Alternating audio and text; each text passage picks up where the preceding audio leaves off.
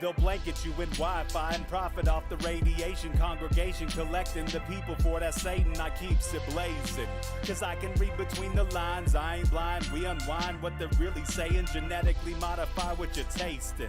Don't need that cottage promise, so now you live up in your mom's basement. Redesign time so your mind is always wasted. Programmed to crave the basics. Keep the beta in stasis. Pay the state, kid. You're in debt for being born. Messengers are more than just the price for being warned. Don't be alarmed, disconnect from their machinations. Stop subscribing to the folly of own nations. Bone breaking ain't the answer, cause they seek the ownership of souls. Spread the seeds and watch them grow. Break the chains of control. Break the chains of control. Okay, I put some light on too. Sweet eternal balance of all that is good, true, and beautiful, friends. Rogueways is on a roll of haunted happenings and exploration into the other side, and tonight is a special treat as we have the honor of hosting a man who has been raised and nurtured by both the living and the dead. Through his psychic familial gifts from an early age, has gone on to travel the world even more than myself, which is a feat rarely encountered by me, and before being called to live out his soul's mission to guide, educate, and serve through life coaching, his TV show Knock Knock Ghost, and his explorations and sharings about the realm just next to our own. Jim Hunt, welcome to Rogueways, and how are you doing tonight? Lindsay, thank you so much for inviting me. I'm going to look forward to this whole show this evening. Thank you. Oh, that's so heartening to hear. Thank you so much. I appreciate it. And my beautiful audience, I am talking to you out there. I love you. I am grateful for you. It is a week to be grateful, and you are in my series of things that I'm grateful for. And I want you to know how much I appreciate your kind emails and your thoughtful comments and your participation in the communities on the Telegram chat or in rogue.locals.com or over on Subscribestar. And all of the support that I get from you is beyond my reckoning. I really appreciate it, and you guys are so good to me. I had someone reach out and share this really nice email with how the show and what I do has affected their life. And they said they were so sorry they couldn't donate or subscribe or any of these things. And I just thought, you know, your sharing that is as good as your donation to me, and maybe more so, because it reminds me that this matters and that I should continue doing it. So I'm just very grateful for all of you in whatever ways you participate, share, and support the show, including your thanks. So keep it going, and if you do subscribe, and if you can support, you get things like the Lightning Oracle rounds, the tarot readings every month, and the exclusive content that you can only get, as well as our hangouts every Thursday after Middle Path, although we won't have one this week because it is Thanksgiving. So I'll see you guys again next week, and thank you all again. And also, one more thing, if you want to get brighter and deeper, we're doing monthly subscriptions to meditations that we do twice a week. I guide you on the meditation journey, and you get a whole month's worth. It's very affordable. If you want to join in, go to the rogueways.org shop and grab a subscription to that. We would love for you to join us. We're having a blast this month. And finally, Jim, back to you with the pointless question of the episode, which for you is going to be, if you could only eat one thing for the rest of your life, what would it be and why? Pasta and meatballs.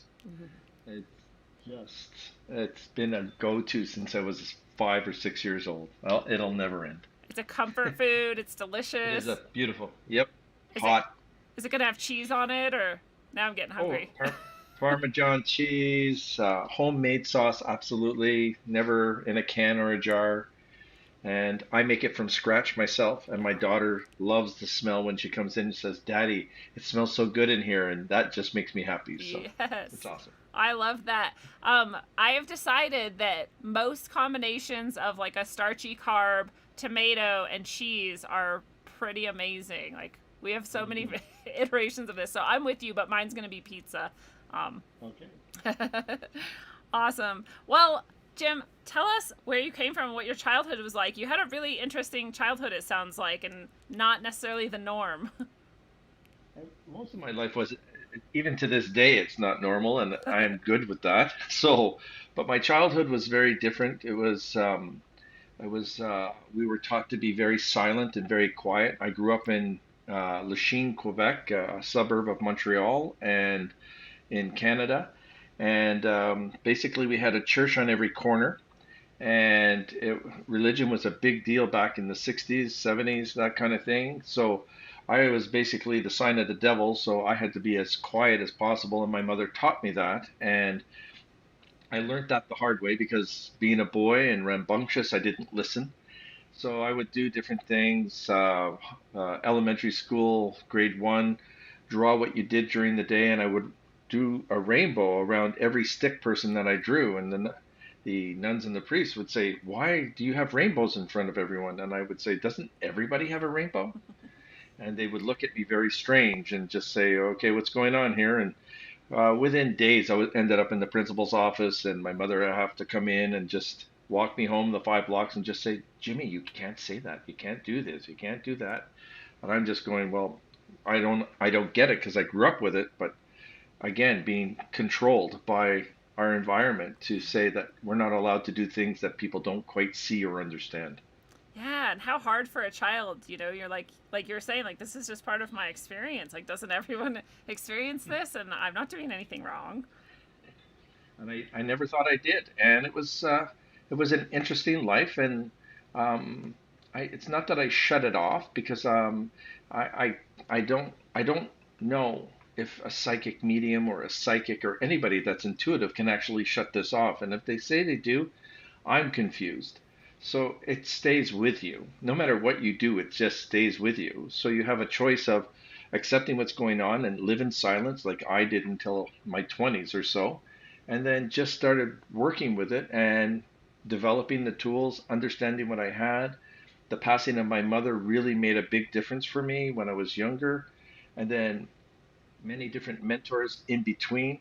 The native Aboriginal side of our community, they helped me quite a bit. It takes a village to teach somebody, and they were teaching me. So I was blessed with a lot of different things. The only thing that I do not follow is Catholicism. So, Yeah. and it's hard on a lot of people when I say that, but it's it's my person. I'm not going to refrain from being who I am any longer because of religion and politics. Yeah, yeah, that's a beautiful thing to stand for and to show everybody as well. Um, it's like life is too short, or I don't know, however you want to look at it. It's not worth wasting by being false and fake and hiding yourself, right? That's not doing anyone any favors.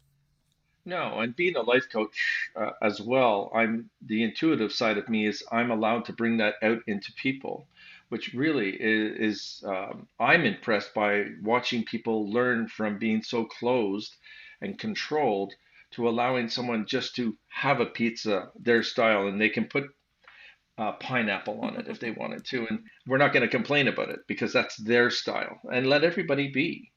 And if you have a problem and you want to have your opinion, you're more than welcome to. But unless I ask you for your opinion, you can just please be quiet. Yeah, that's not the norm right now. Maybe it hasn't Absolutely ever not. been. I don't believe it is. I'm not acting political. I'm not acting like the almighty type thing. But in the last 2 years, you have to understand, we don't even know what it's like to be human anymore. Yeah. And it's sad. I've never been alone. I've always had the spirits. I've been protected by my guides. I still get my ears pulled by my mother when I'm being a little bit of an idiot, and I really truly do. And it's that respect that you have for the dead as much as you have for the living. And I trust the dead before I trust the living. That makes sense to me. They're maybe a little bit less attached to their ego, right? There is no ego. There Yeah. really isn't. Unless it's a little bit of a poltergeist type situation and the dark energy wants to try and control. And I enjoy playing with those little idiots. So Yeah. it's not so bad. Yeah, well, so you had this in your bloodline, right? Is that part of why you feel like this happened to you and why you have these sorts of gifts? I always invited it. I never, uh, again, as a child, you're inviting everything in. You want to learn. You're a sponge. My mother was very intuitive and scary intuitive in a lot of different ways. My grandmother was as well. And I just learned from them and behaviors, and it was always secretive though, and that's what I didn't like. So by the time I was in my 20s, I was coming out, but not until I was 47 when I really came out, and I shocked a lot of people. But I was able to use my craft and what I do with dignity, not not exaggerating what you're reading from the dead or what they're trying to give you as communication gifts. And I look at people and I'm just excited about what I'm seeing around you, just like I see what's around me. Mhm. So it's just the same thing, and that's what I see around people as well. The Yeah. spirit world is just one amazing place to communicate. It's just, I love it. I really do. Yeah, there's more honesty, right? There Like you is. said. And there's no um, through sensationalism and everything. Yes, the dead hour, 3 o'clock. Yes, you're going to get more communication because most of the world is asleep, and you're going to get that activity that's a little bit stronger. But my Christ, man, they're everybody's in. They're here in front of us right now. You have like 6 or 7 around you, and I'm looking at them going, "That's an interesting crew." And so, and it's that kind of thing. It's 24 hours, 7 days a week. They're there. They're in front of us. Daylight, sunlight, darkness, snowstorms, rainstorms. They're there. I have a feeling I have some idea of some of the ones around me, but I want to hear about this painting first because did you paint that? No, this was done by a psychic artist, and Alex is her name, and she is one talented person on a personal level and very, very unique and real, and was misunderstood by a lot of her family members, but at the same time, very intuitive. She sees what she sees, and her daughter is the same way, but I can move away if you have an audience. And Yeah. so on the right hand side, which is the side that I'm very careful of and aware, that is the darker side of energy. And on the left is the whiter side of energy, the information that you get that is really pretty well real. Mm. And she drew this as what she saw in front of me. So I have the dark energy talking to me, the light energy talking to me, and I have to decipher which information that I'm going to use. Because the dark energy doesn't bullshit you. Yeah. They don't. They tell you what's happening. But if you tell somebody, they're going to say to you, let them know they're going to get that job, but you know they're going to die in a car accident in 3 days. That's what they will do. And the light energy is going to say they're going to have that job. They're going to do well in that job. And it's up to us to reform ourselves to see where we're going and to be protected by the light. The dark has the only say that they have is in the weak and vulnerable and the people who are afraid of the dead. You can't be afraid of the dead. Yeah. No more. I'm tired of this sensationalism. And it's so many reasons why I watch what I watch and I just turn it off within 10 seconds because it's such crap. Yeah. Sorry. No, I'm glad you're saying that because I've never had anyone really quite put it that way, but it's really true that I mean, it's like walking into a room of living people and being like, oh, like, look at that one. Like, here they go. Like, it's like, why are you so rude? Exactly.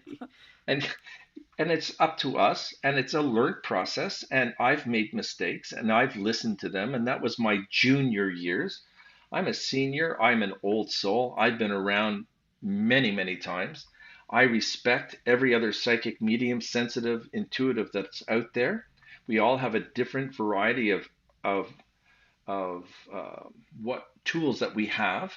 And people use gifts. They can do whatever they want. This is just a craft, and we hone in on our crafts. And we catch up to our soul levels that I've learned are from 1 to 10 basically, and we just take those. And I've been around for a while, so I really caught up to myself around the 40s, and then everything just came in like an information highway, and I was just like, wow, that's true. I can do this, I can do that, and I feel so good about it. And it's no deflection, but I'm always trying to make sure that I'm looking for the good in people, just like I am looking for the good in our past and the spirit levels. There's more good spirits out there than the demonics that people see. So, all of you people who are just loving this dark stuff, great. Try and handle that dark stuff if you're into it because you will lose. Yeah. Well, I like that point too, like the fear itself and the negativity and like you're saying it's kind of like those cartoons we used to see with the angel and the devil on the side and if you're listening to the devil, like that's the choice you made. And if you're fearing it, it's got more power over you. And so if you're just like you were with any bully and you're like, "No, like I'm done not listening to you. Goodbye." Then Off you go. you have that power too. And I love that you point out that there's more good than bad anyway. There is much more good. And there are fantastic intuitives out there who have not even opened up a door to come out and say that they are because they've been embarrassed or controlled in their environment. And I've lost family members and relationships with them because of what I do for a living because I'm embarrassing to them. And I'm okay with that. And it's okay. It's that's a part of life because people do it to us too. We can have a best friend for 50 years and then all of a sudden they're looking at you and they ghost you, no pun intended, and you're trying to figure out why they do it, and you just give them a call and they just say, I'm done with you. And you just go, okay, it's all right. We do grow away from other people and we do grow away from the spirit world in some form or another. And I'm just honing in on the proper energy to give messages that people do. Yeah. So and it's important to give messages. It always is important. Yes, what a service that you can provide for people. And do you ever find that when you're working with the dead that they have growth and change as well? They are more prepared and more calm and so giving of the information because they're not being interfered with or controlled. Mm-hmm. They have the right to tell us what's going on, good, bad, or indifferent. They're going to give me that information. I have to decide how I'm going to give that information. And most of the time, I'm getting information that is so giving and loving and appreciated, or they allow their loved ones who love them and just say, I wasn't there when you passed away because I was stuck in traffic and I bet you hate me. And they're going, no, I've been with you since then. I didn't want you to see me die. I didn't want to see you cry and be upset. It was better that you didn't see me. You wouldn't have been able to handle that side, or you would have looked at yourself differently. And please forgive yourself for thinking that way. So those are the kind of messages, and that's 80% of my job is giving those type of messages to people who don't tend to understand that they think that they did something wrong, and they haven't. Oh, it's so beautiful. I had that lucky experience myself with a dog that I wasn't there for when he was, put down, and I hated myself for it because that was my best friend in the universe, and I hated myself for it, but I couldn't deal with it. I wasn't like emotionally strong enough to, so I just avoided it and ignored it. And it took me years and years, and I finally got this message from him like, no, if you were there, I would have held on. It would have been way harder for me, and we both had to let go. And it just was so much healing for me. The amount of healing that you can get from something like this and the closure, it's beautiful. It's beyond measure, really. When we had to euthanize many of our animals in my other part of my life in the 80s and 90s, um, I was always at that room when the euthanasia was taking place, and I would pet their heads. I would look at them eye to eye. I would be there just to give them that comfort that it's okay. I'll see you again. Don't worry about it. And they go to sleep, and they are so comforted when I watch my animal that I loved for 17 to 20 years pass away because they gave me so much. It was my responsibility, and there's nothing wrong with what you were doing. It's just depending on how you handled it.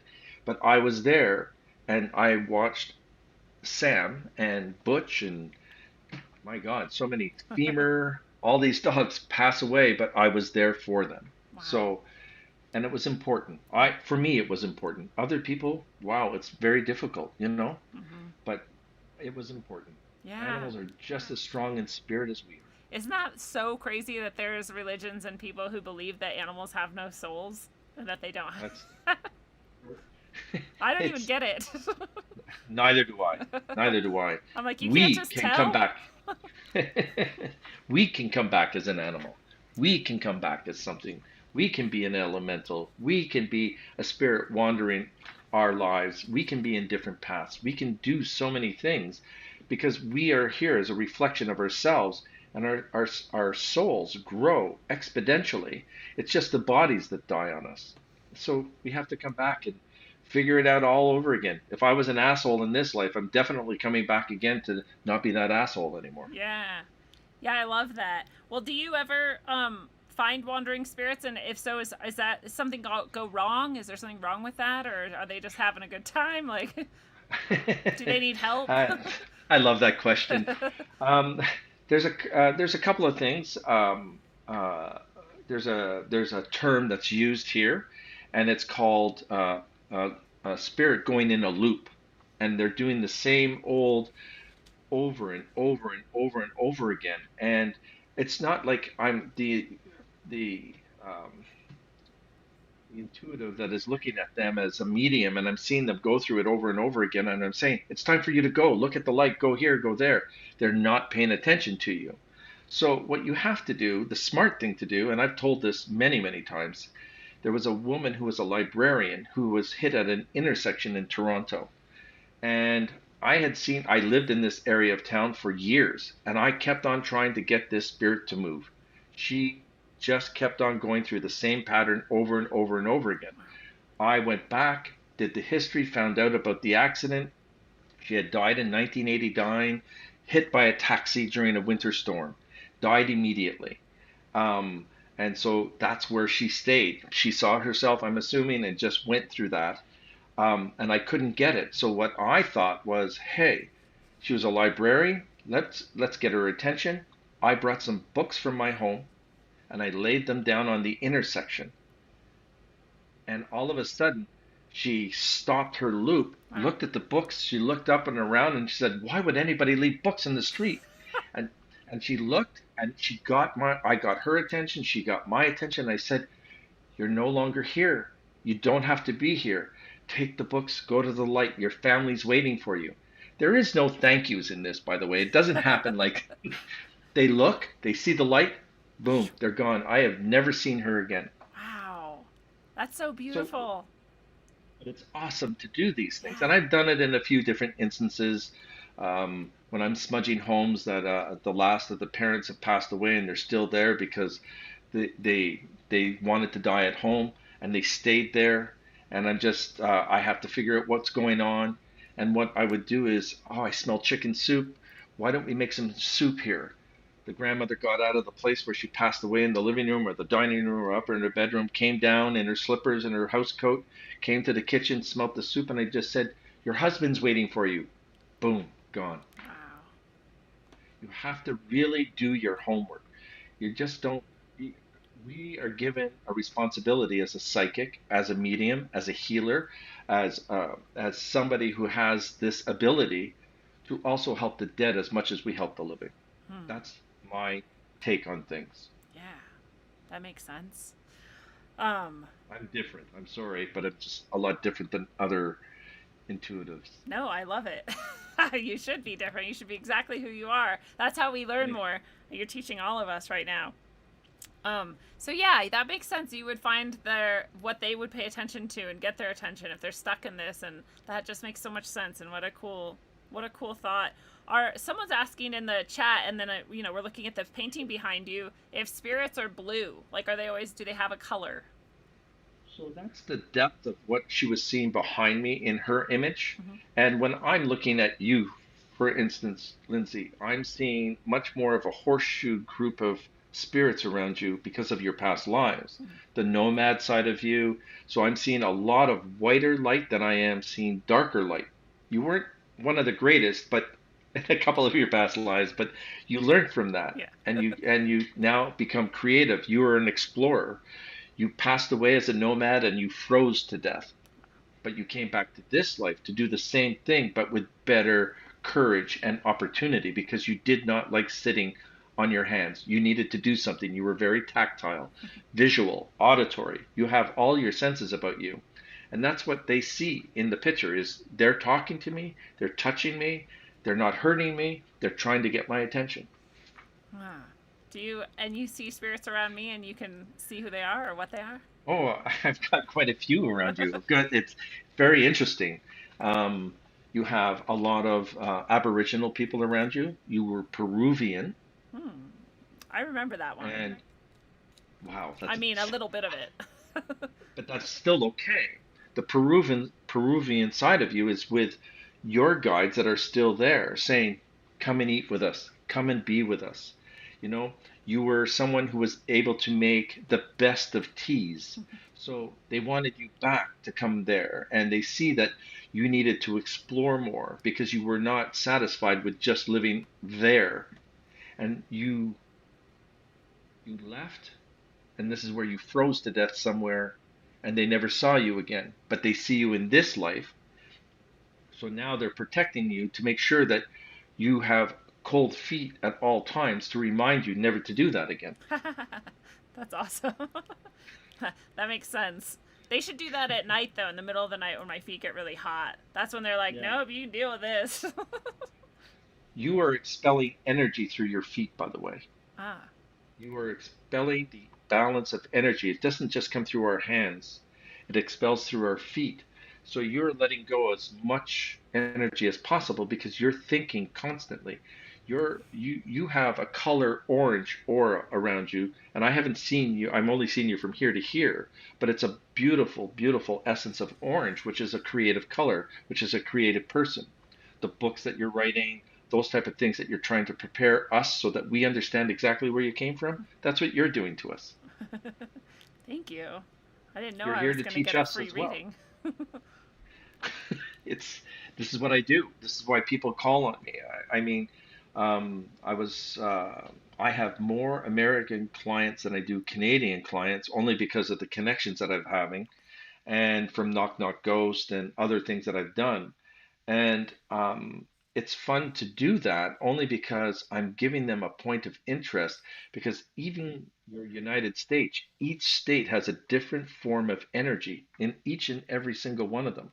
I can walk into Chicago and I can feel the betrayal that people put up with there. I can walk into Louisiana and I can just feel such anguish. I can go to California and people are just, you can hear gold, gold, and you still hear it. So it's just an actual thing. So there's a lot of different things there, right? And the fire in San Francisco, I can just smell fire there still. Wow. Yeah, so it's like the memories collectively kind of pile up and create these feelings too, even if there's no specific soul there, replaying it or whatnot. Exactly. I'm sadly, I've been to Auschwitz, and there is complete silence there. And I'm still trying to understand the fear of these people who passed away because of all of this horrible thing that went on. Mm. They were silenced.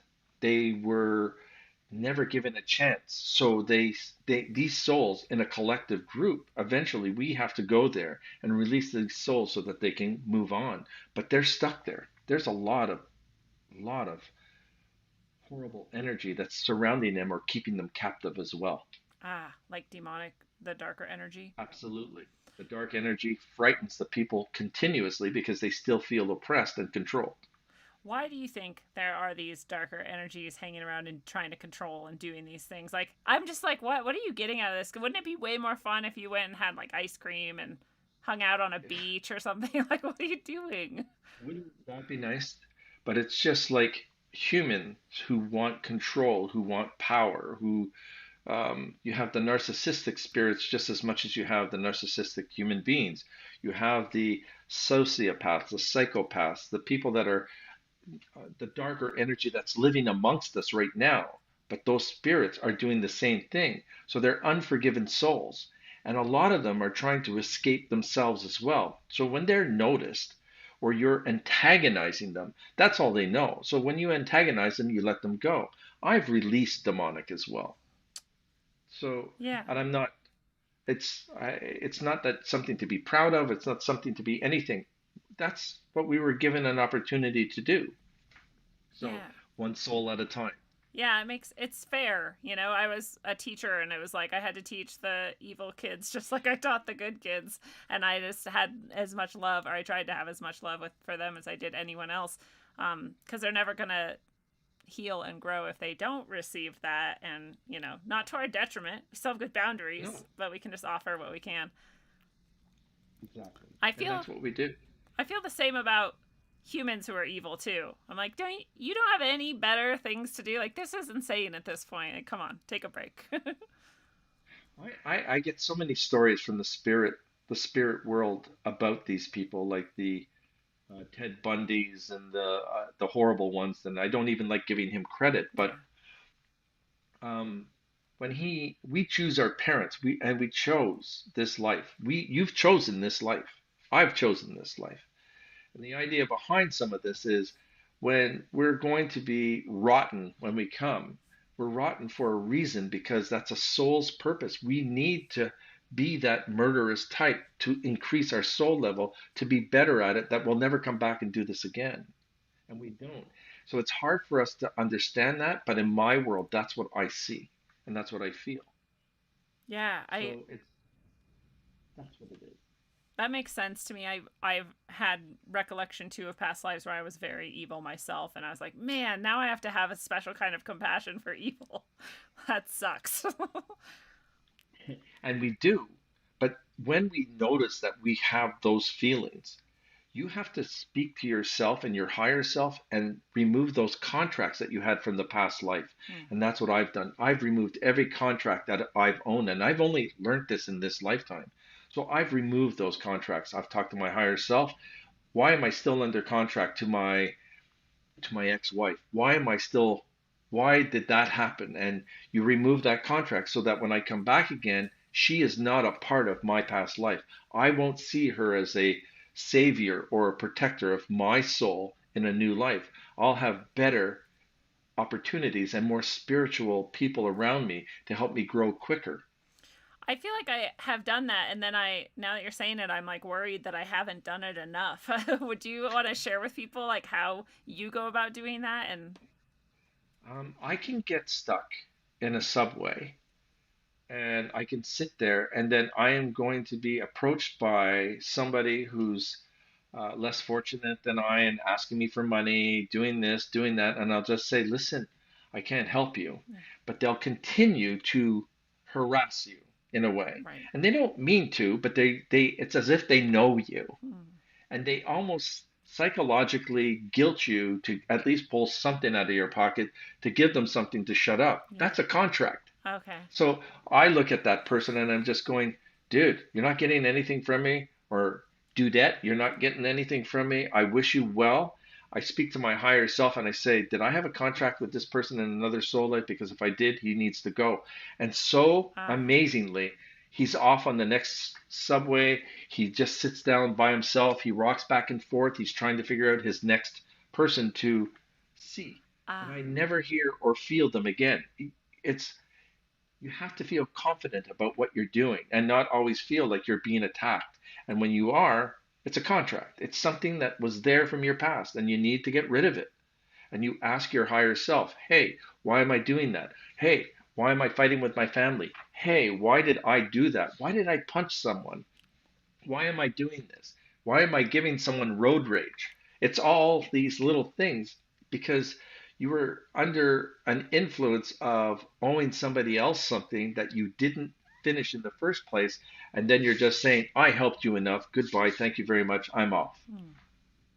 It sounds simple, but it's complicated, but you can still do it. It's you're not looking for you're looking for help, and where I would come in is sitting with you, working with your spirit, looking at your aura colors, looking at your guides around you, and just say to your guides, why is she still under control? Why does she always feel so incomplete?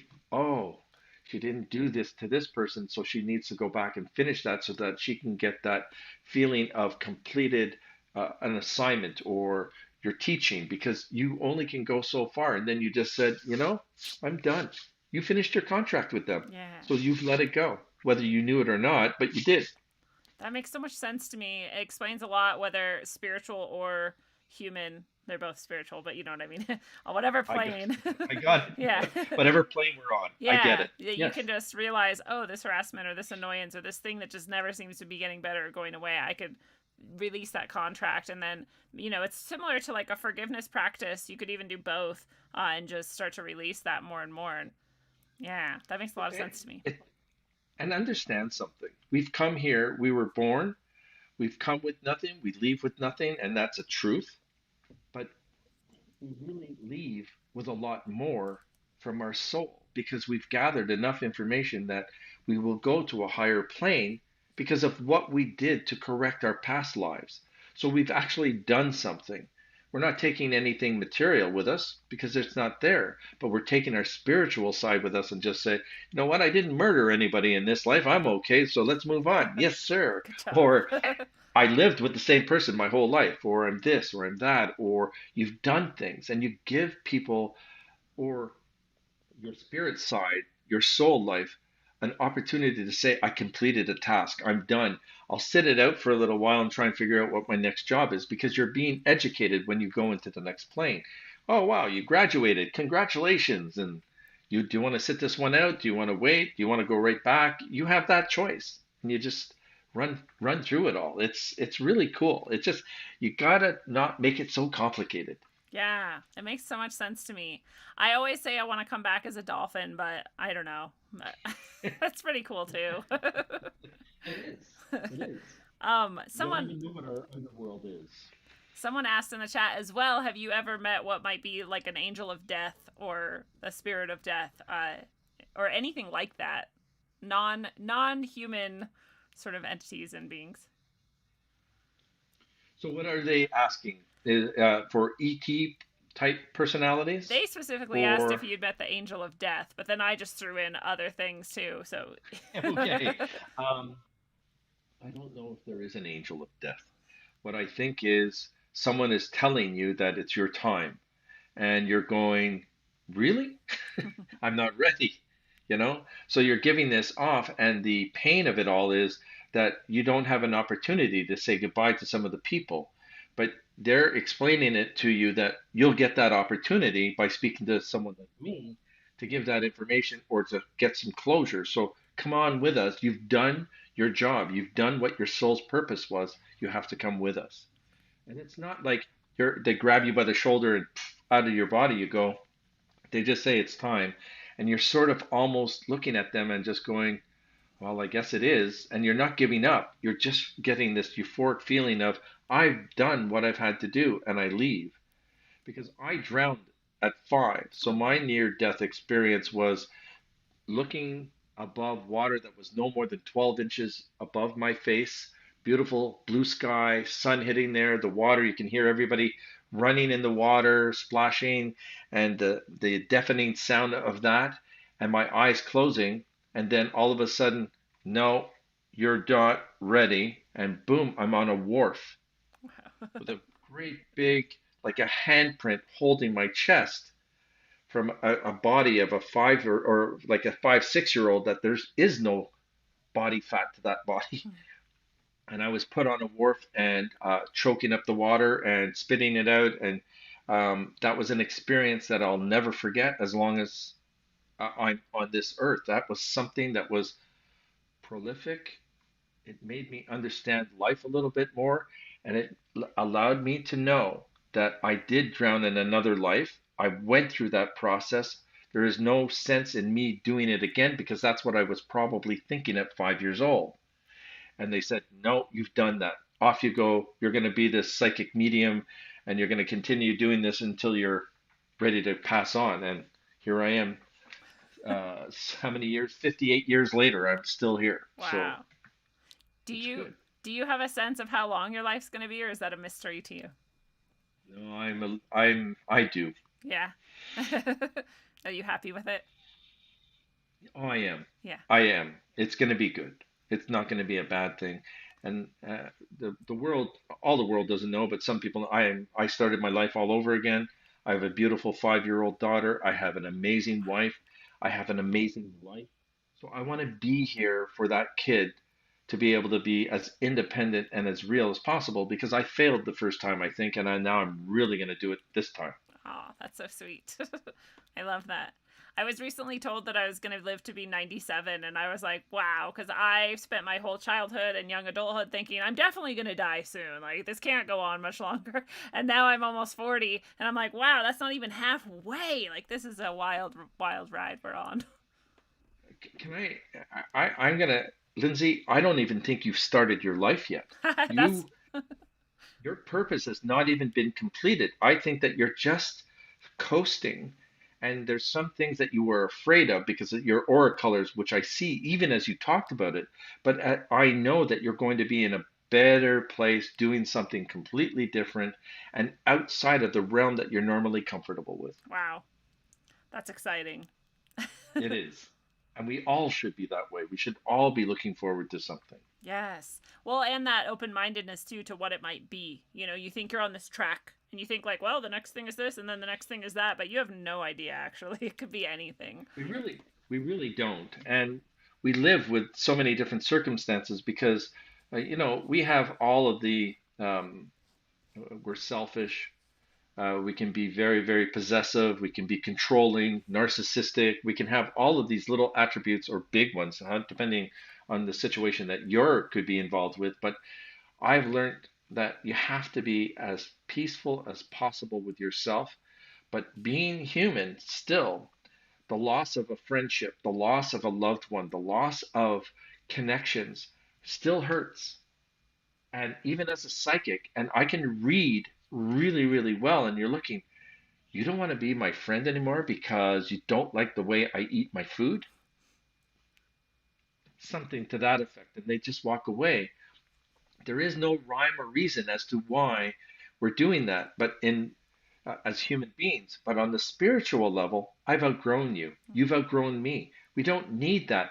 And it's so hard for us to accept. I was almost going to swear there. And it's just You're like, welcome to if you want. thank you. It's just, we create fucked up things and we look at things and we always need an answer. And sometimes, if we don't know the answer, is because we've outgrown that soul, we've outgrown that personality. And there's nothing against them. We just can't, we don't fit in. We don't look right. We don't feel the energy like we used to. And friendships usually last between 4 and 7 years, and then it's see ya. Wow. We're blessed to get a 40-year relationship or a lifetime friendship. My closest friend is from 1998, and we still, it's like yesterday that when we see each other, we don't have to see each other for 6 months, and then all of a sudden we're seeing each other. It's like we left off yesterday. That's amazing Yeah. because we're growing together, we're understanding each other, and there's a natural love there, and it's an admiration and an appreciation for good people. So we do it that way, and I think that that's how I look at it. I'm not trying to put rose-colored glasses on because I have people that I have haters. I I can't help that, and I just let it be. I can't change you, and you're not going to change me because you don't like me. Go find someplace else to like someone. Like, don't. That's why I take people's opinions with a grain of salt. Go fuck yourself. Yeah. I can take care of myself. I'm always like, I have to respect you and love you before I really care what you think about anything, including me. So if you're not close to me, you can't really hurt me.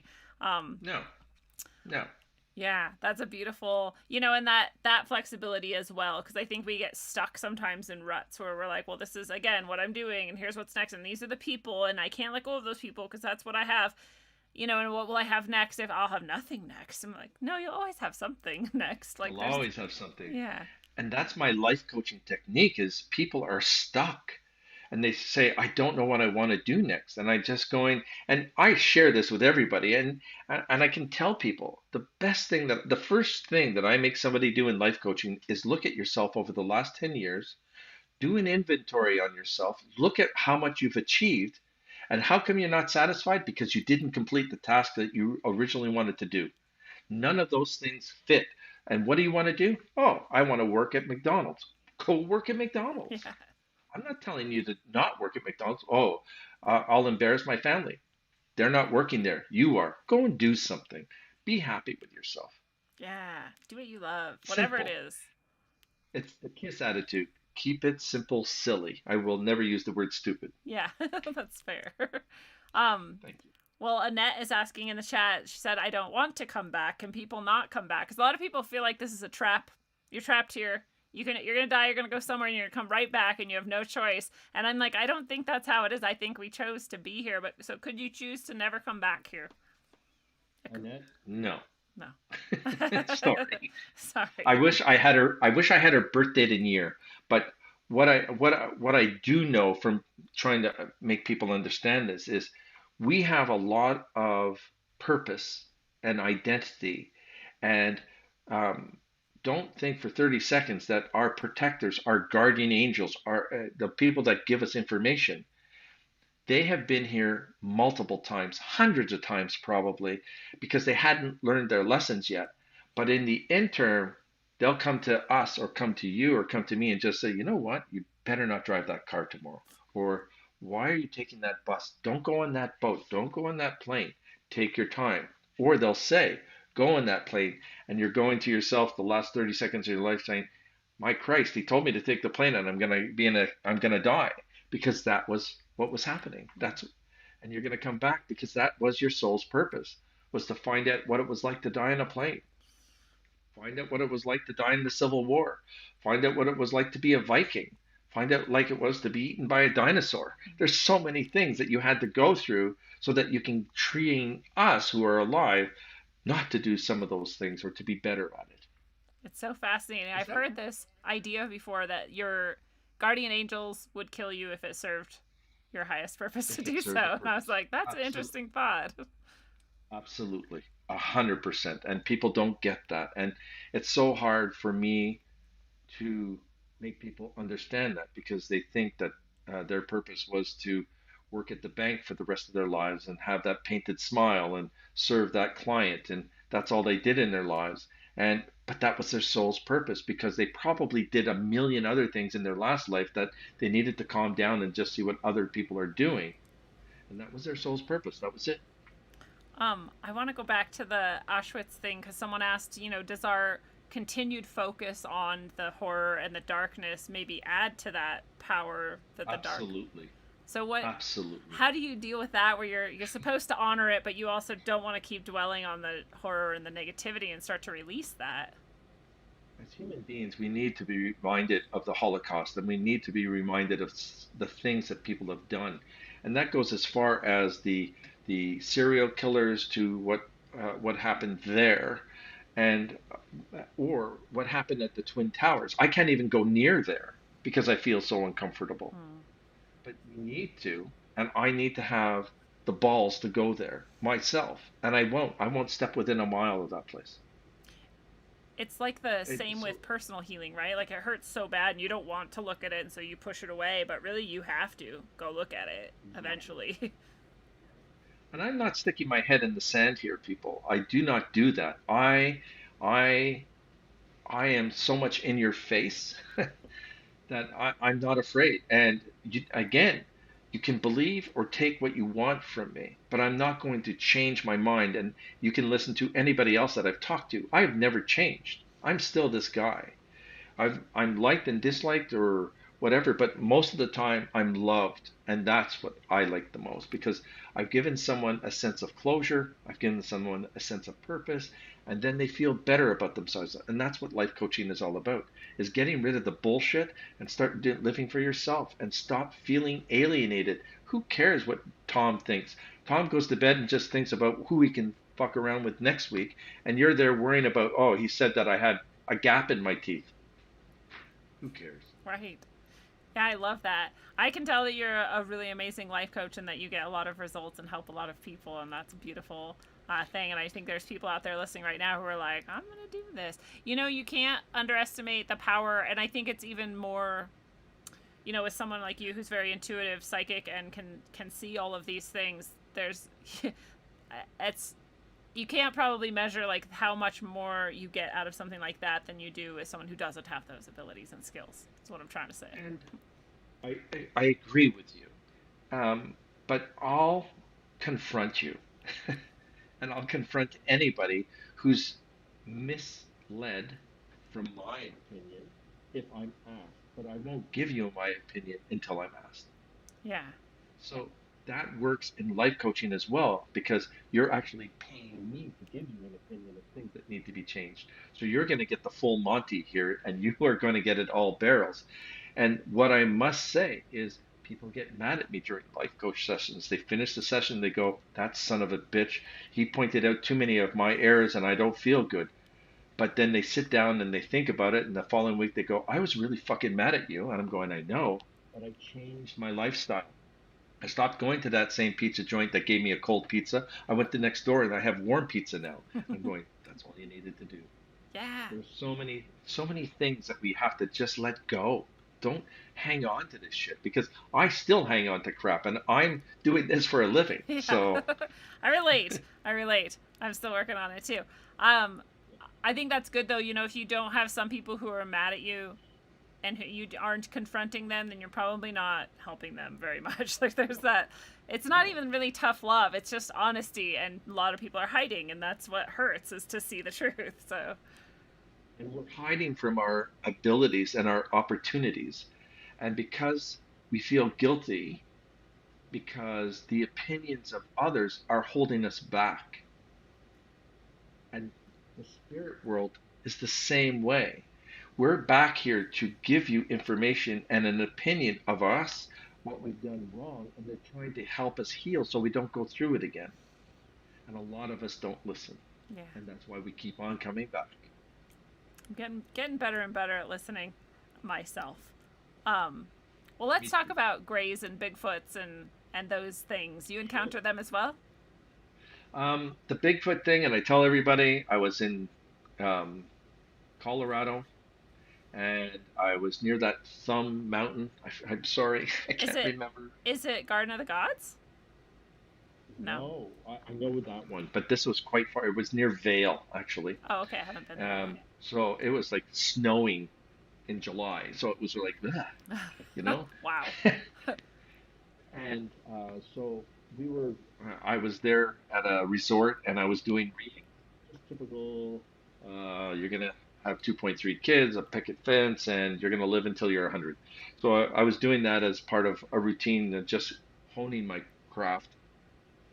And one of the women down there said, "Hey, I understand you like going for a walk in the bush and you like to be calm and that helps you. Can I go with you?" And I said, "Yeah, absolutely." And we were walking a little bit deeper away from the resort, okay, quite far in. And I must add that my uncles were hunters, so I knew the smell of bear. I knew the smell of deer, elk, all of these type of animals. I've never raised a gun in my life, by the way, Hmm. ever. They have. I haven't. It's just a past life that I won't do it. Um, so we were there, and there was a putrid, horrible smell that both of us had to retreat back from that. And she said that that's what people think is something I've never smelt that before, and she as well. And I said, this is what people talk about with Bigfoot. And we went back the next day to look for a carcass of some kind, found nothing. But we had that horrid smell the day before. It was still on our clothes. Wow. So it must have been close. Yeah. And I think we were very close to a portal because when I'm near a portal, my hands, my fingers, I feel like I'm in a vice. Ah.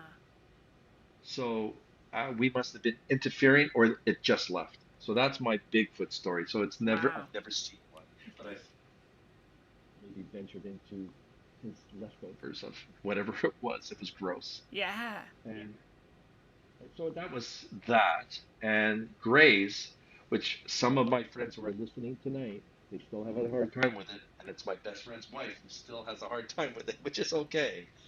Um, the Grays, which people humbly call the ETs, I see them in spirit as much as I see them walking amongst us. Wow. And the Grays will acknowledge you in spirit. They might give you that head nod. They might look at you. They'll do this. They'll give me some hand gestures like, don't come any fucking closer to me in the spirit world because you're not ready for me and I'm not ready for you. Oh. And that's what happens to me, for me Yeah. anyway.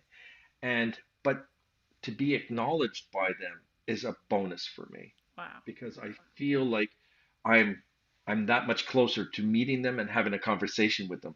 But I've seen them.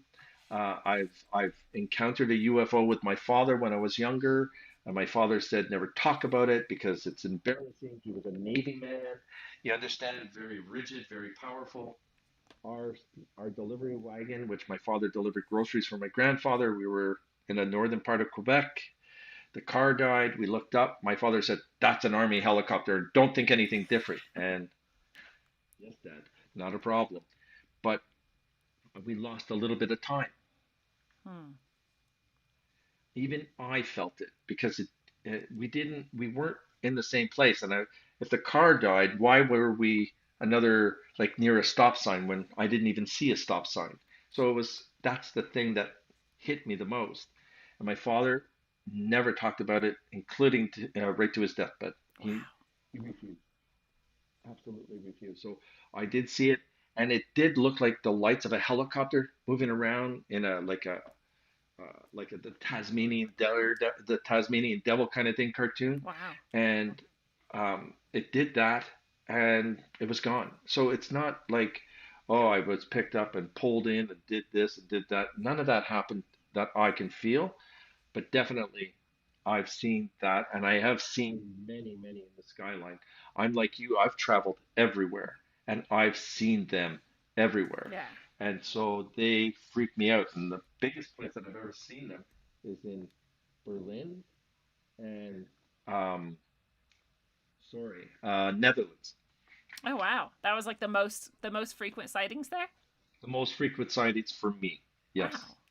I wonder why that is that some places would have more than others. Is it because there's a portal and they're coming and going from there, or do you think there's like a attachment to the land and that their land connected I think energies? I think it's just good hiding places. Ah, And to me, I don't think that it's for me because I try to understand it. I don't I believe in them. Um, but here in Ontario, Canada, we've had more sightings in 2 years because of COVID than we've had in 25 years of me living here. And we've had more sightings because people got to slow down. they There just were no planes in the sky. We have Lake Ontario. People saw them hovering Lake Ontario or coming out of Lake Ontario.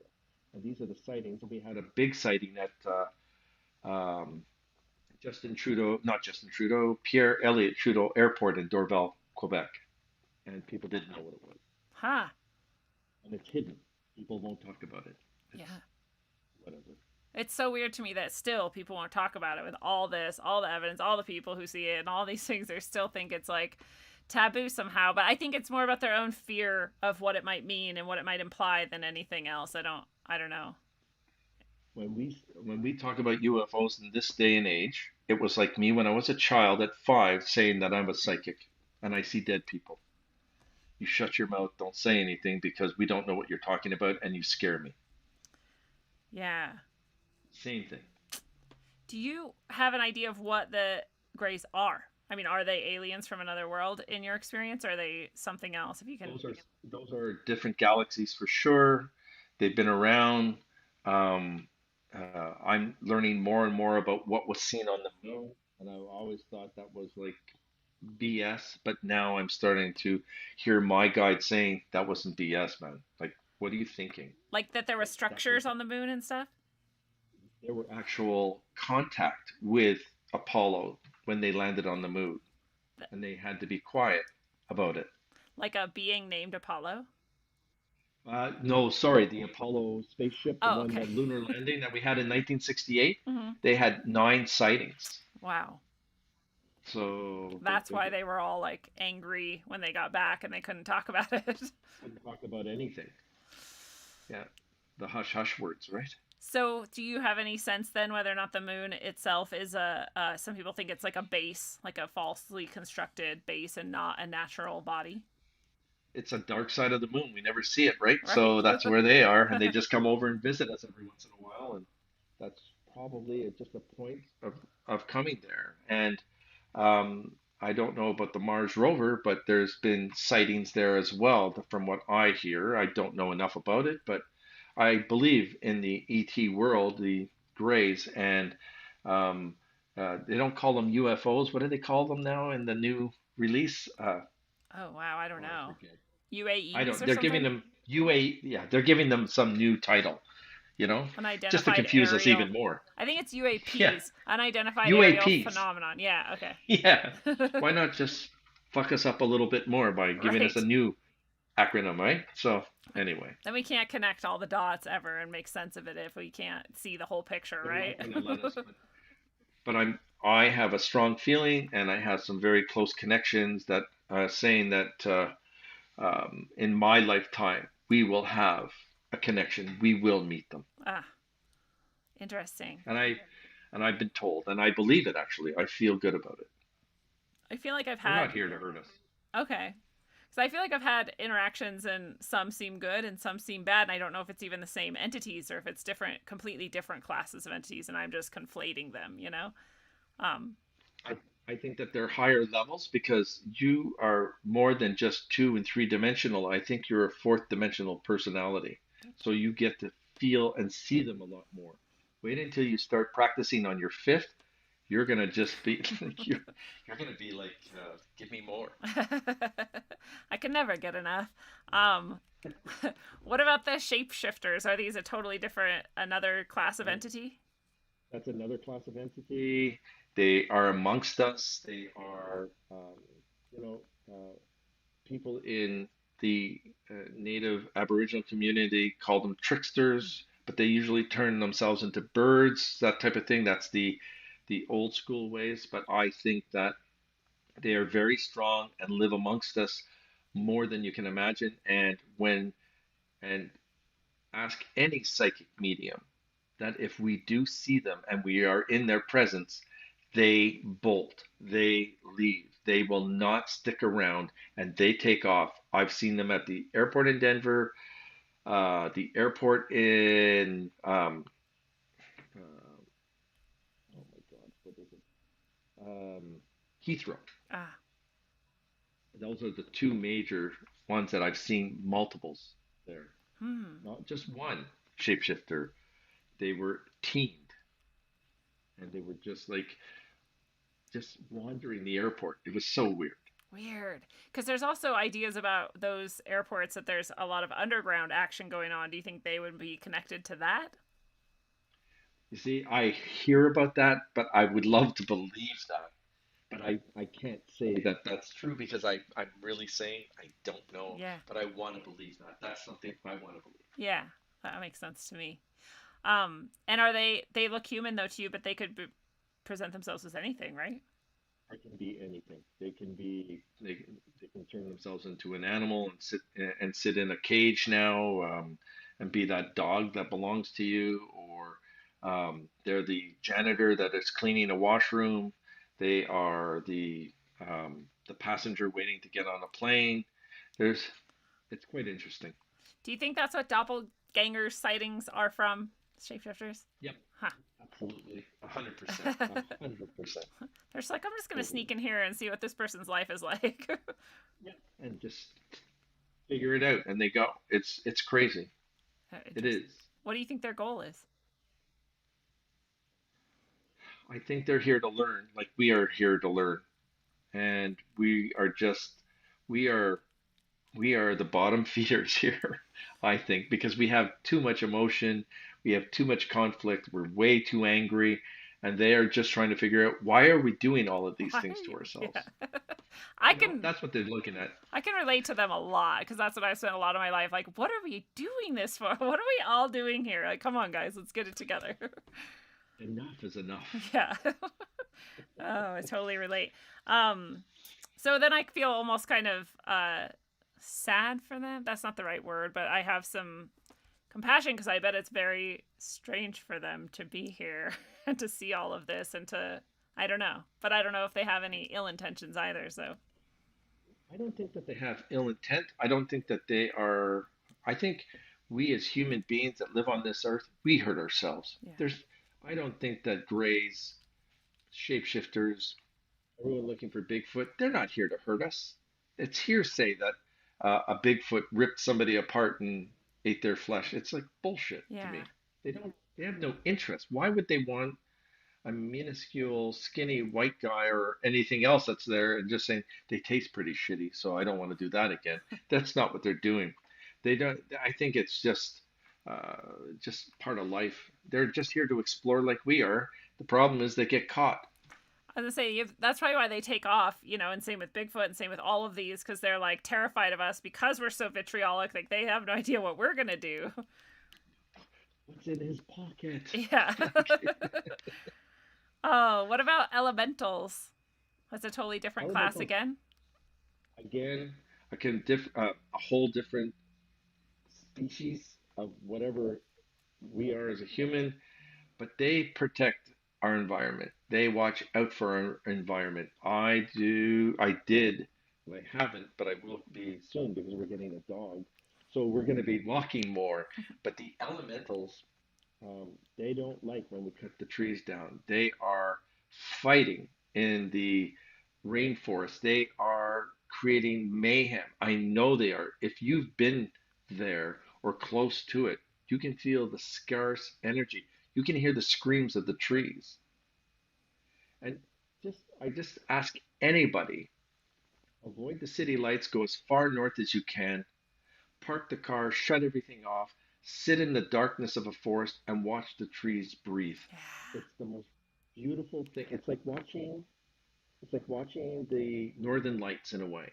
It is a whitey yellow color, and it expels and comes back in again. And you can see the contrast, and you can see it. I'm waiting to show that to my family as soon as we get the opportunity. Oh, how cool. Yeah, I don't talk about it very much, but I could go out and I do that sometimes and sit and I can see that and then they're also like, "Hi, how are you?" And I'm like, "Oh god, now I'm like the crazy person talking to trees in the woods." But that's like the best connection I ever get. I'm like, "Oh, this is actually pure and beautiful." When I am really thrown off by a lot of people, I will hug that tree. Yeah. I do. I know I'm weird, guys. I know some of you out there, and they're looking at it because we have a Zoom conversation today. They're very silent in the first half hour after we get together. I heard you on the show. You really think to do that? You see this? And I'm just, yeah, I do. I think your speakers or your microphone is going out now. Okay. It has been Here a we little go. bit, but now it has had the longest out of the whole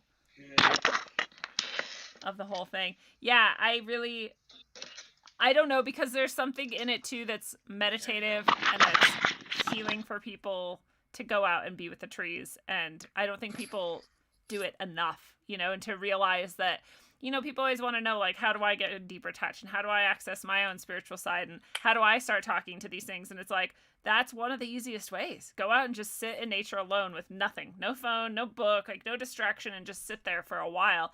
But I think that's another thing that people are a little bit scared of actually doing. What's going to come up? I live in a cookie cutter neighborhood right now, and I need to make a fire for me to feel calm. The wood that I use has already been down by itself naturally. I don't go and look for a tree and cut it down. Yeah. I start that fire, and I can feel the elementals joining me and sitting around me saying, "You're in the middle of the city and you're doing this? Thank you so much." Aw. Like, let's get the warmth, because they love the warmth as much as we do. We are watching what the elementals are giving us permission to do. It's a very different way. They are calming, but don't fuck with them. Yeah. It's like the ocean. I'm like, I love the ocean in a very healthy respect for its power. Knees down. That's as far as I'm going in an ocean. Yeah, Thank you very much. Pretty terrifying, honestly. It is.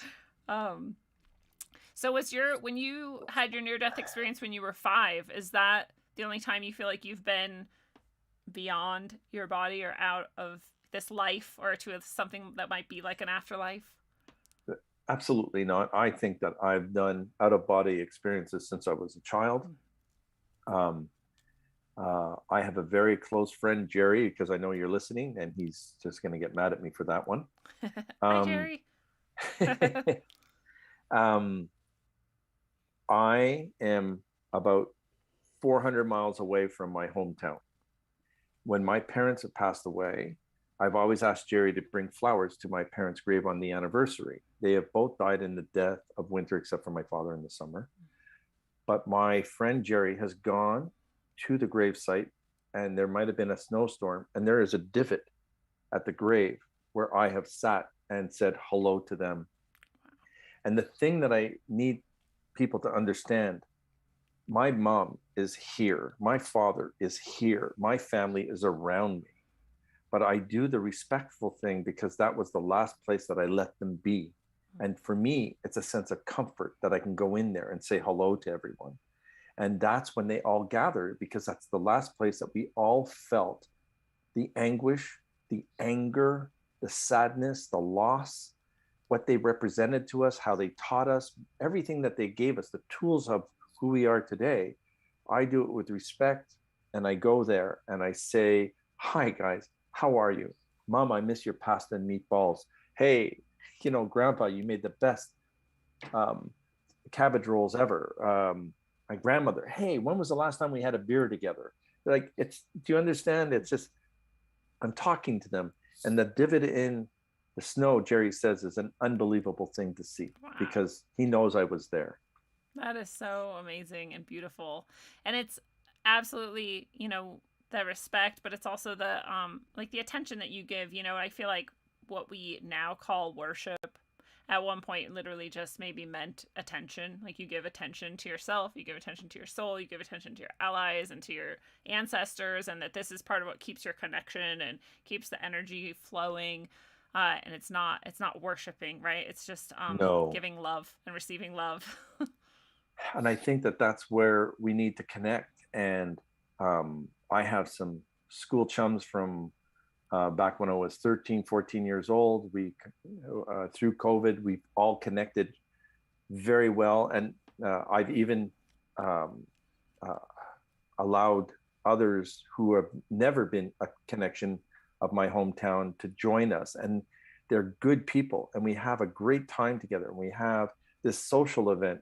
And I just wish all of us would feel that good when we're with someone, where we're making fun of ourselves in a healthy way. We're not doing anything. And if we could do that more, and we do it with the spirit world will play jokes on us. I love that. Yeah, it doesn't have to always just be this somber, like, dress in black and light a candle and like cry. I see that, and I watch people, and again, I can't offer my opinion because they didn't ask, but because of the rituals that they will go through. And the spirit world will look at them and just say, why the fuck are you still dressed in black over a year? Don't you think that color would be more representative? I get that. And I can tell you a story. My mother was dead for 7 years, and I did not feel her. I did not know where she was. And look what I do for a living. Yeah. I went and saw a medium, and I needed her help. And I said, I really need to contact my mom, and it's bothering me that I haven't heard from her. And she's the spirit woman, and she's the one who's taught me a lot of different things. So she said, I would help you. We sat down there. She taught me to be calm for 5 minutes. And at 27, you're never calm. And so I sat there. She came through. But it wasn't a huggy, lovey-dovey kind of connection. Why are you here? Why are you asking me to come? I'm all right. Leave me alone. I will come and see you when I need to see you. Right now, you don't need me. You need yourself. Grow up, take care of your children, and move forward. I'll come and see you when you need to. So I got in shit through the whole thing, through the medium. And it was just like, okay, all right, no problem. But every birthday, she will give me a message. Aww. Every birthday, there's something that happens. And it's always so different and unique each time. And that's what I love. That is beautiful. I really love that. I've had someone recently whose father passed on, and they asked me the same thing. Like, can you help me? I swear I could always feel him. I could always sense him, and he's gone. And I said basically what that person told you. Like, if nothing could stop him from being with you, if that's what either of you needed. So just know, like, you're fine, and he's fine, and everything's going to be fine, and just keep going. You're going to be in connection for the rest of your eternity, But this is where the people need the touchy-feely, the words, but or actions. And what I'm telling them is, you might get a smell, or one of the women that I just dealt with 2 days ago, my father's been dead for a year. I haven't heard from him. And I said, yes, you have. Your kitchen cupboard opens up every time at the tea counter. She started to cry. And she said, that happens every day. And I said, well, that's your dad wanting a cup of tea. Pour a second cup of tea. Leave it there. He's going to drink it. And we had to end the session. And then she emailed and she says, do you think we can finish it now? So they get overwhelmed, but they are giving us signs. They usually do. Yeah. I love that. Even if it's when you remember like a really specific mannerism or moment or something like that can be that same connection and message as well. It doesn't have to be like a thing moving, right? No, it doesn't. And I might get a message that it isn't their mom or dad, but it's their grandfather saying, hey, they're still in the light. Leave them the fuck alone. Yeah. I'm coming down to say hi to you. Is everything okay? What do you need from me? And I get that a lot as well. That's beautiful. Yeah, and I think everyone too, you know, a lot of people in the chat are saying things like, well, I don't hear things. I don't feel things. Like, I don't have this connection. And like we said, you can go out and you can get, you know, quieter and maybe find it. But also, everybody has this ability, right? Like, you're especially gifted, but everyone has these senses. Everybody has that sixth sense. Everyone does. It doesn't matter if you're mean, if you're happy, if you're always helping, if you're doing something, you get a message. You just ignore it, or you just let it go by the wayside. You're not paying attention to it. And the people that are leaving messages here talking to you like that, hold on for 2 minutes and just take 4 deep breaths, shut every light off in your house, shut everything out, sit somewhere that you feel comfortable or relaxed, take the 4 deep breaths in, give it a second, you're going to be contacted. It's that simple. We make it such a big deal, and it's not. It's like you were saying with the rituals, like I have to do this, I have to do it this time with this color on that day, and then I have to spin around, and now I can do it. It's like, no. I mean, No. That might help you. I don't know, but They'll laugh at us, actually. Yeah. So, and they'll make fun of us, and they'll do it. And it's an important role that we play here. And this is what I'm trying to get at, Lindsay, in another way. And I said it before. There are thousands upon thousands of good psychic mediums that are 100 times better and better connected than I am, but have not come out to say, this is what I do, because they've been hurt so bad by us and so ridiculed and made fun of, and they will already feel more alone than they are. Because when the dead talk to you, I get it, and I'm not alone. But even when the dead talk to them, they're feeling so alienated that even the dead can't help them feel better, because someone who was so close to them called them a bullshitter, or you're a prolific liar, or you have the ability to, you're the greatest storyteller ever. I have a brother-in-law like that, but he's the most hypocritical person you've ever met in your life, and he knows it. But I just don't care. You believe what you want to believe, you know? Yeah. Go believe in your God. I'm not telling you can't believe in your God. Go ahead, continue. But you're the first hypocrite out there to tell me that I'm not allowed to believe in mine. Yeah. Go fuck yourself. Yeah. Well, and you're a really good example. Like you said, it took you a while to really live fully in that and claim it and know it and not care. Took me a long time. Took me a long time because I was, we're empathic and we're empathetic, and to be browbeaten and controlled by people's voices and their hurts and their angst, you just didn't want to hear it anymore. And it was not until I got the strength to say, take your opinion and stick it up your ass, because this is who I am and I'm not changing for you. And that's what I'm teaching my 5-year-old. Yeah. And no one is going to be able to take that away from me. No one. It's a beautiful, and that's what we have to learn. Yeah, it's a beautiful example. It's a powerful example for people to pick up for themselves too. And also give themselves that, you know, grace for not having been there yet. Like, it's okay. It is okay. I just said that, and I wish you could. There was just a great big bang in the house right now. Wow. So my wife is just going to be coming up to, is everything okay? But there was a big bang out of nowhere. So I'm trying to figure that out. So that's new. I have a little ghostie in my house who I think was the guy who used to live here, who wants to bang on the bathroom door when I'm in it, not when anyone else is, because I think his woman was someone who he attacked in the bathroom or something. And I'm like, I'm not her. Go away. Like, you can leave now. Everything's not for you anymore. But he still wants to stick around.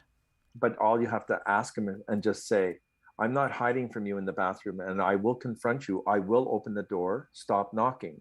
And if you want to hear my voice yell at you again, you need to leave. You have to be somewhat aggressive, so they're just going, okay, so it isn't you. I better leave. Yeah. And it's very simple. But a bathroom, any place with running water, is one of the most active rooms in a home. I remember started learning that, and is that because there's so many portal spaces? Like each drain is a portal or Each something? drain is a portal. Okay. The steam from a window or your shower or your bath, they're there. Sadly, women going, who's watching me? Yeah.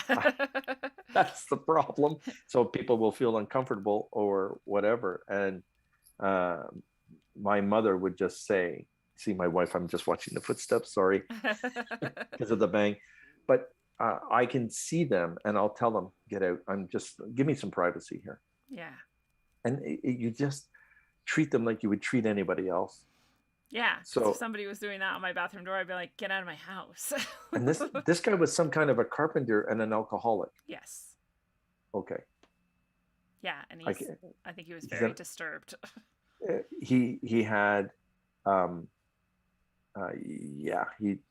he is. I can get rid of him. See, this is the thing. We can do remote. I can get rid of him as we're talking.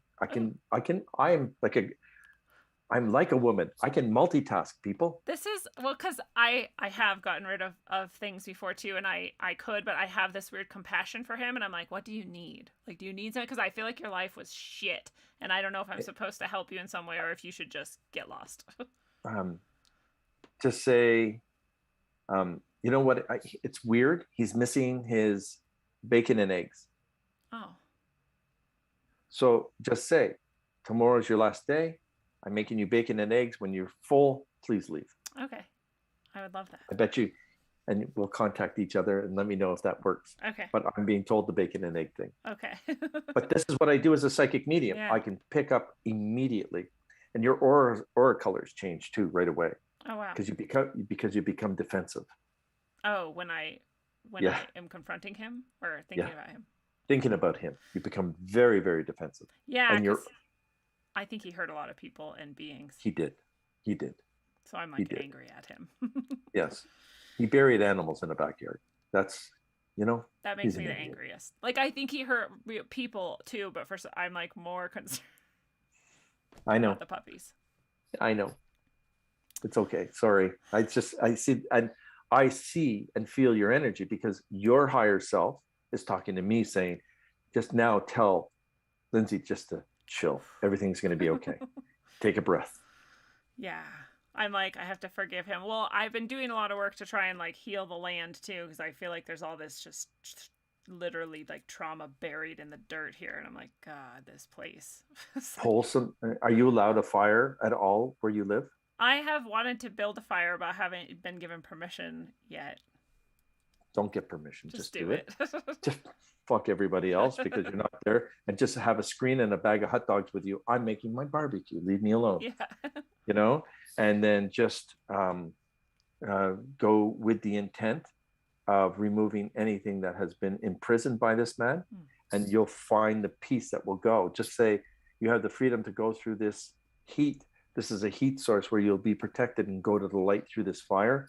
Boom, they're gone. I have an episode on Knock Knock Ghosts where you did that. I must have seen 100 of them go. Wow. Yeah, that's exactly what I want to do. Thank you. I've actually been sitting with this for a while. Like, I don't know what I want to do to help. I'm not really sure what is the best way to do this. And it'll like come to me eventually. And here you are giving it to me. So thank you for that. You're welcome. You're very welcome.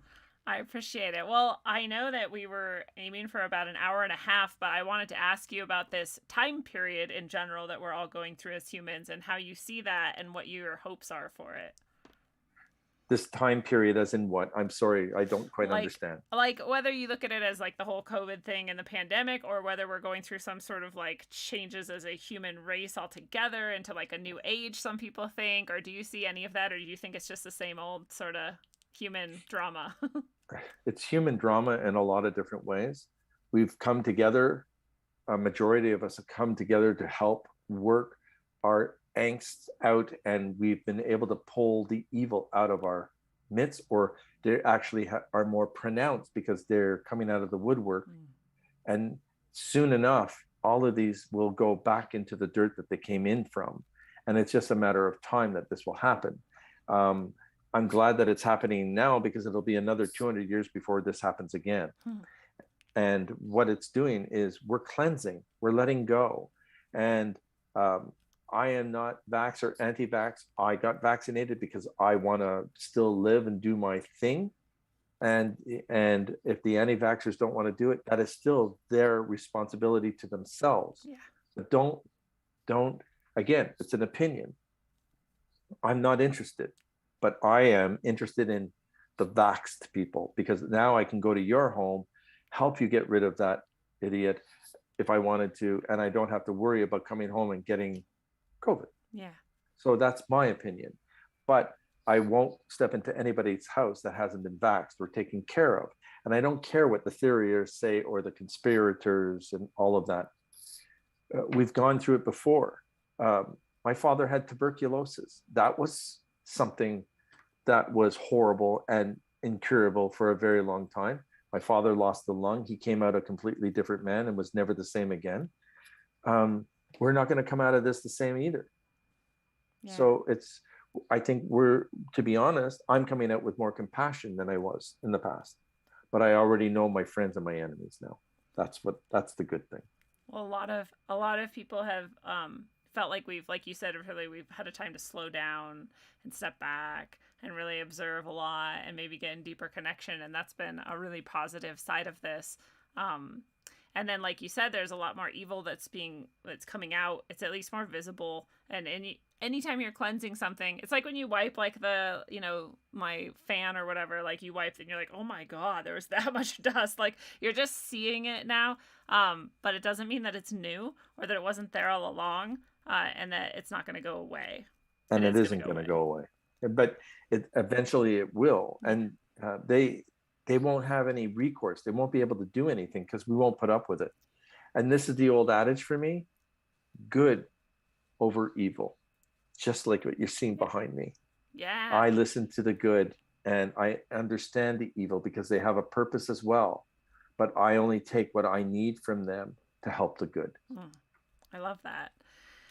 And that is a beautiful thing. Well, I would love for you to promote yourself shamelessly and tell people where they can connect with you and get, support from you if they want to do life coaching with you or anything else that you want to direct them towards. So we're going into 2022. It's a duality year. There's a lot of major positive changes that are coming to people.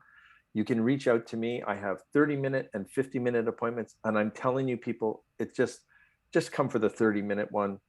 I'll give you more information than you've ever had before in your lifetime. I won't waste any time. I'll get right into it. I don't play games. You'll get it. And if you want more, we can work on that as well. I am jimhuntofficial.com. The Americans really get a break because I'm Canadian. So you're saving 33 cents on the dollar right now. So your readings are less expensive. Your sessions are less expensive. If you want life coaching and you want to change the way that your direction is going, I have been successful with every client that I've had. I have never failed anyone so far, and I don't plan on it. And the big deal is if you and I are not working out, I'll let you know that it's not working. And I'll know within the first or second session because you're going to get mad at me in the third. So let's just all do this together. I'm on Instagram at Jim Hunt Official, Twitter, Jim Hunt Official, and my Facebook page is Jim Hunt Official. And I will help everybody. I have a personal assistant, so I do not answer emails, and the questions that I get after a show like this are between 400 and 500 emails at a certain point. It's insane, and I love it, but I'm not answering those questions. Book with me and I'll do it. I have a personal life. Yeah. No, I love that you have that boundary and that you make that clear from the beginning, because some people, I think, don't understand that we're not just sitting around doing nothing all day responding. I love people's reaching out. So do I. I'm not saying don't. Right. And it's not that I don't want to answer you for free, but imagine 10 questions is, by the time I get to typing those, that's about 2 hours of my life that is gone. Yeah, for free. that I could be spending with my daughter, my wife, fixing my car, or making a plastic model just for something to do. There we go. I love it. Well, the link is right below no matter where you're listening or watching this on any of the platforms. And so you can just also click right over and start checking it out now. I want to book a session myself, even though I already got some freebies just by being able to interview you. So thank you for all of that. That was really great. I love this interview and I love your show. It's awesome. Thank you so much. Thank you so much. I really appreciate hearing that. Well, what are your final thoughts or messages that you want to share with anybody listening or watching out there? We're going into the month of Sagittarius. We're going to be much more serious than we have been in many, many years. But as soon as we get into January, after the 3rd or 4th, we are making positive changes to everything that we're doing. We have opportunities that are galore. And the duality year is we're going to enhance all our opportunities. And just, we love ourselves more in 2022. So we're going to have exceptions, but we're going to be much better. Yay. I love that positive outlook of the future. And fellow travelers of the path, it is a beautiful thing. And this has been your analog, electric, concentric dose of wisdom, according to the beautiful soul, Jim Hunt. Jim, thank you so much for being here tonight. Thank you so much. I love this. Thank you. Thank you. Well, what comes after the experience we call life? Something. But then again, what if it were nothing? What then? The truth is, it wouldn't matter because you wouldn't be around to know it. But in the grandest scheme of things, the hollow fractal nature of all of reality insists that nothing is lost, nothing is fleeting, and everything exists forever. So it's probably something that comes after this. And you know what? It's likely as ineffable and subjective as what you're doing right here, right now. There will never be anything to fear, as you'll always be here now. And it will always be something ineffable and experiential as it ever has been. So let go and enjoy, and until you master the ride, travel well, aim for balance, and always look inside first. Mwah. Beautiful.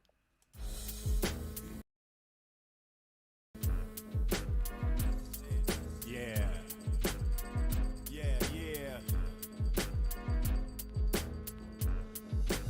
I ain't known all around the world. Shit, no one even heard of me halfway around the block. I just got an SOS from somebody's girl, begging for a photograph of my watch.